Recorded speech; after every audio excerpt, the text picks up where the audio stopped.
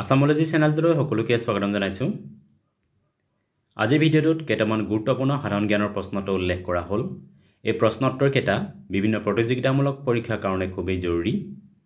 ভিডিঅ'টোৰ প্ৰথম প্ৰশ্নটো হৈছে কনকলতা বৰুৱা কোনটো আন্দোলনৰ সময়ত ব্ৰিটিছৰ গুলিত শ্বহীদ হৈছিল?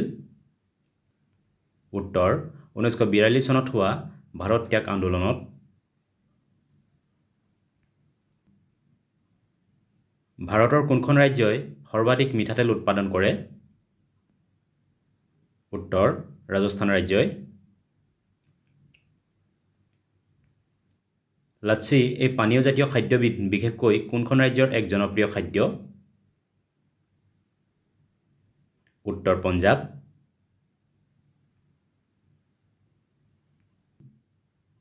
ৱাল্ট ডিজনী কোনটো কাৰ্টুন চৰিত্ৰ সৃষ্টিৰ বাবে বিখ্যাত আছিল?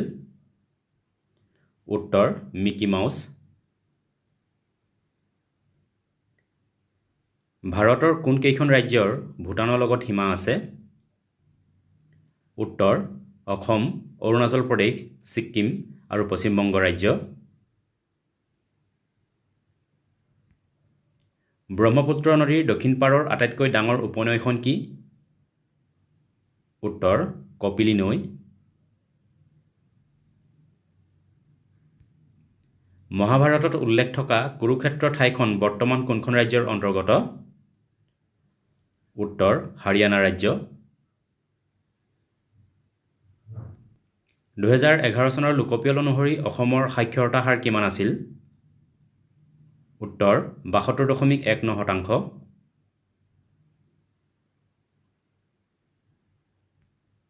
প্ৰাচীন কালত পাটলিপুত্ৰ কোনখন ৰাজ্যৰ ৰাজধানী আছিল? উত্তৰ মগধ ৰাজ্য।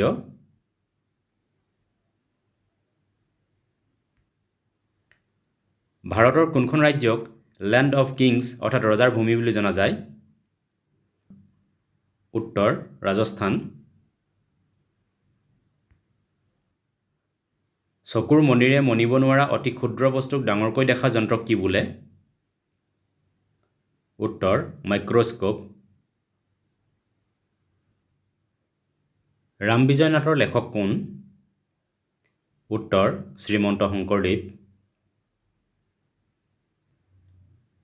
1920 চনত ভাৰতীয় জাতীয় কংগ্ৰেছৰ দুখন অধিৱেশন অনুষ্ঠিত কৰা হৈছিল। এই দুখন অধিৱেশন কোন দুখন ঠাইত অনুষ্ঠিত কৰা হৈছিল? উত্তৰ পশ্চিম বংগৰ কলকাতাত আৰু মহাৰাষ্ট্ৰৰ নাগপুৰত অনুষ্ঠিত কৰা হৈছিল। কানিংহাম চাৰ্কুলাৰ কিমান চনত প্ৰকাশ কৰা হৈছিল? উত্তৰ 1930 চনত। Cunningham circular J.R. কানিংহামে ইছ্যু কৰিছিল। এই চাৰ্কুলাৰৰ মুখ্য উদ্দেশ্য আছিল ভাৰতীয় ছাত্ৰ ছাত্ৰীসকলক ব্ৰিটিছ শাসনৰ বিৰোধী কাৰ্যত লিপ্ত হোৱাত বাধা প্ৰদান কৰাৰ লগতে আইন অমান্য আন্দোলনতো অংশগ্ৰহণ কৰাত বাধা প্ৰদান কৰা। মহিলা খেলুৱৈ মনু ভাকৰ কি খেলৰ লগত জড়িত? উত্তৰ শ্বুটিং খেলৰ লগত। মনু ভাকৰে 2024 বৰ্ষত ফ্ৰান্সৰ পেৰিছত অনুষ্ঠিত হোৱা অলিম্পিক খেলত পিষ্টল শ্বুটিঙত দুটাকৈ ব্ৰঞ্জৰ পদক লাভ কৰিছিল। দক্ষিণ পূব এছিয়াৰ অন্তৰ্গত দেশসমূহৰ ভিতৰত আটাইতকৈ ডাঙৰ দেশখন কি?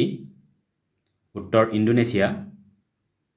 ইণ্ডোনেছিয়াৰ ৰাজধানী হৈছে জাকাৰ্টা। উগ্ৰতাৰা মন্দিৰ কোন ঠাইত আছে? উত্তৰ উগ্ৰতাৰা মন্দিৰ গুৱাহাটীৰ উজান বজাৰত আছে। এইকেইটা আছিল কেইটামান গুৰুত্বপূৰ্ণ জিকে। ভিডিঅ'টো চোৱাৰ বাবে ধন্যবাদ। যদি ভিডিঅ'টো ভাল লাগিলে লাইক কৰিবলৈ লগতে চেনেলটো ছাবস্ক্ৰাইব কৰিবলৈ অনুৰোধ জনালোঁ। ধন্যবাদ।